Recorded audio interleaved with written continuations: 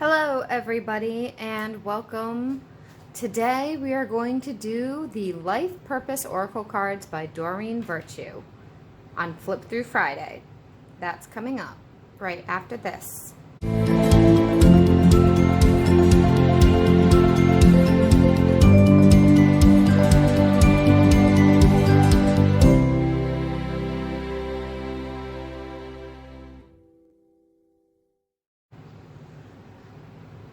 Hey everybody and welcome to my channel. I'm Mel from Melsdivination. I'm the owner, the operator, and the creator here. And today we are doing Flip Through Friday.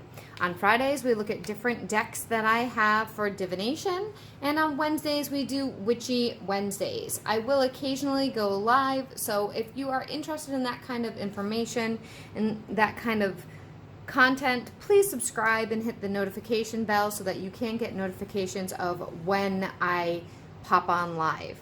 If you want to have any say in what kind of things I do post, check out the community tab because I'm constantly posting polls and voting so that you can have your own input of what you're looking for.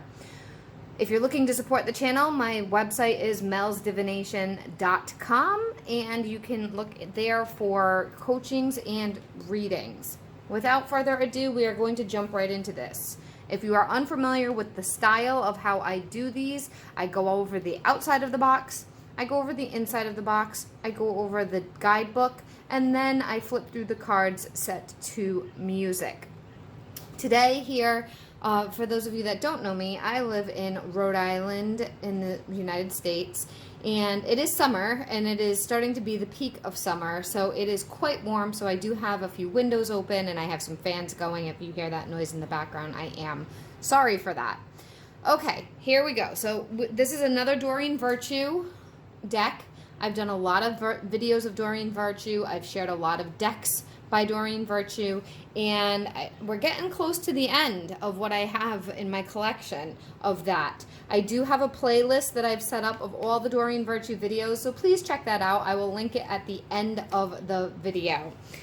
So this is 44 cards. It is glossy. Everything is glossy by Doreen. It is published by Hay House, or was, I should say, because Doreen's decks are no longer available through publishing.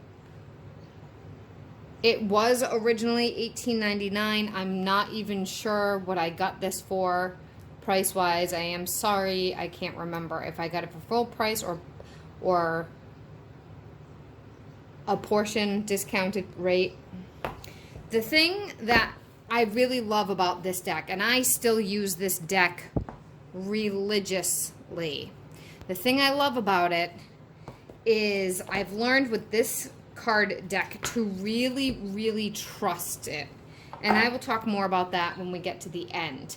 But you'll see it's a little antiquated in the sense of some of the cards, some of the meanings, they feel kind of old. The inside is just this gold color, kind of. It's sort of like a dark mustard gold. And then the deck, and it does have that gold edging as usual with glossy.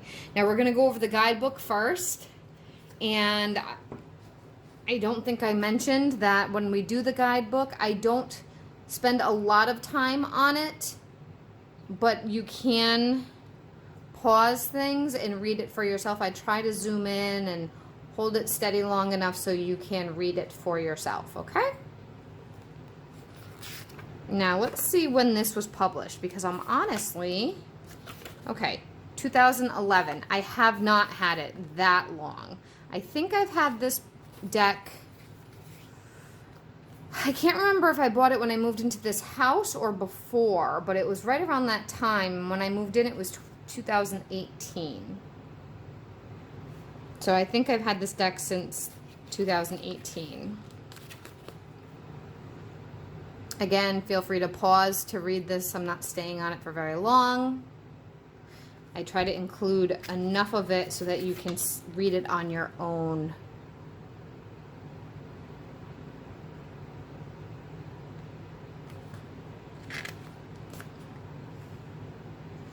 Her books are pretty much the same. almost the same in every theme. This one, she asks Archangel Michael for consecrating the cards. Sometimes it's God, sometimes it's the angels.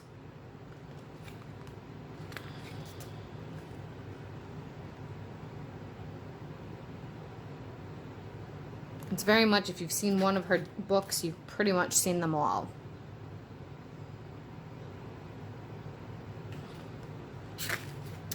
And then we get into the meanings of the cards.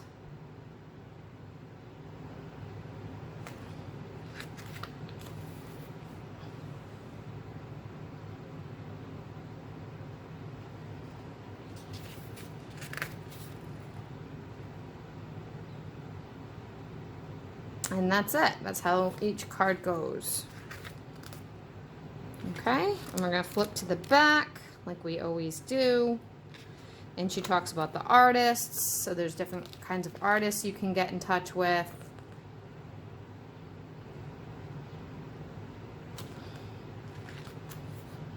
If you enjoy their... She did this her decks are very unique in the sense of she uses multiple artists. Most authors now don't do it that way. And then a section for notes, and then a section for her certified reader part. All right, I'm going to get set up, and we are going to start the flip through to music. Just one moment. Okay, here we go.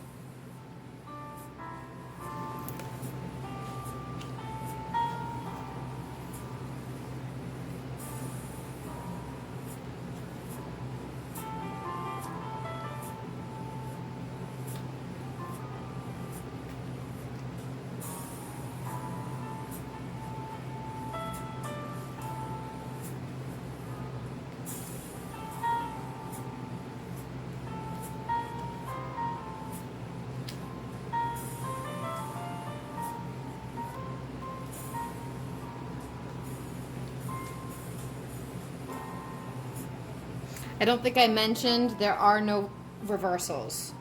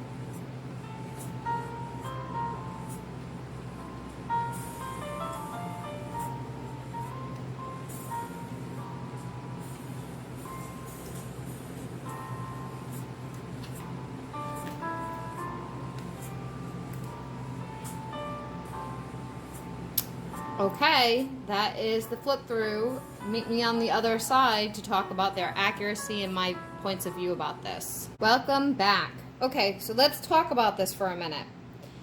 My experiences, as you may have noticed, some of the cards in there are kind of antiquated. They don't cover every area of expertise for sure. They also have some very like filler cards, like let go or trust in your guides or talk to your angels, where you may see, if you've been watching her videos for a while now that I posted, there's a common theme there. That seems to be like her go-to when she has trouble filling up the requirement, because the way that these publishers work, like Hay House, there's a certain number of cards that are expected to be put into a deck. Most of her cards are 44. Most of her decks are 44 cards. Excuse me. So that is something that I feel like sometimes she does these filler go-to cards of like, oh, your angels are supporting you. Ask for divine guidance. They're kind of cards that aren't totally necessary, especially when you're trying to get information about your life purpose. The way that I read them, so for instance, travel.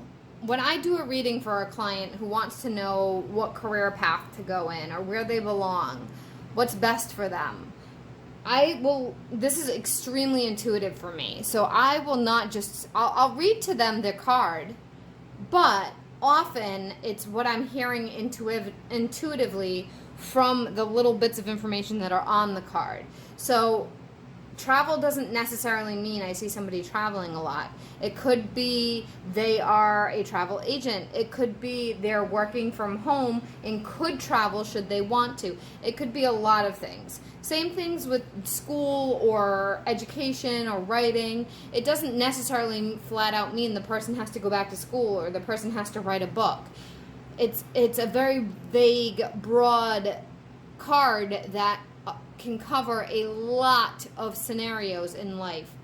Now, what is my experience in general with these cards? I find them to be really, really accurate, actually, because what has happened to me in the past when I've done career readings for people or life purpose readings for people, I'll pull a card and I'll know generally for some, depending on the client, of course, and the situation, but maybe I knew some background information on them already because they had told me, or maybe they were a regular client and so I know a lot more about them.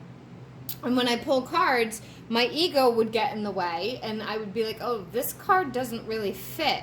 It doesn't fit the client, it doesn't fit the situation, I'm not sure why I'm getting it, and I would put it off to the side. So let's say I got this one, and I don't really feel like this would apply to the client of what they're looking for, so I would put it off to the side, and eventually I would end up telling them it, but I wouldn't lead with that. That wouldn't be my first card I discuss with them.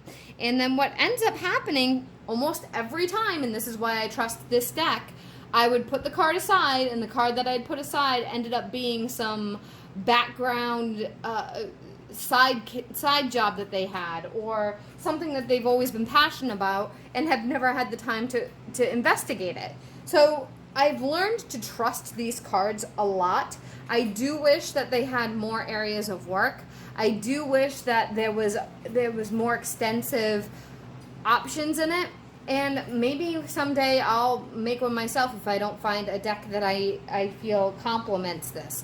However, I really do like it. And if you can get your hands on even a non-copyrighted deck, if you feel that is something that is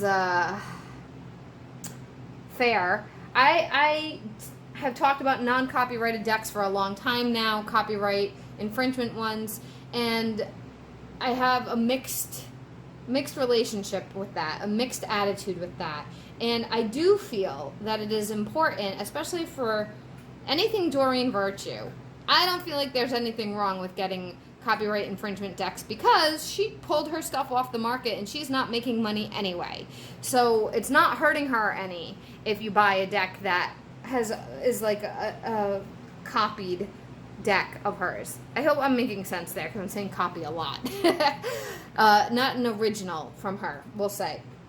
You can likely find this deck on maybe used bookstores, used sites, Etsy, eBay, Amazon used. I'm not even sure if it's on Amazon anymore, to be honest with you. I haven't looked in a really long time.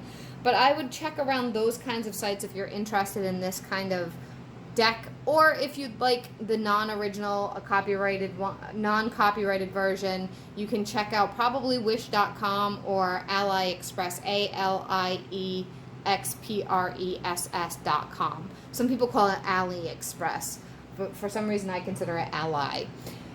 All right, that is all for today, my lovelies, and we will continue with our Flip Through Fridays next week.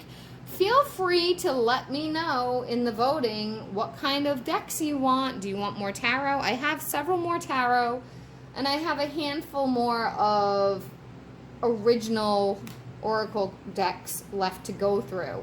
Once we get through all those, I'll ask you guys if you want to see the ones that I have that are copyright infringements.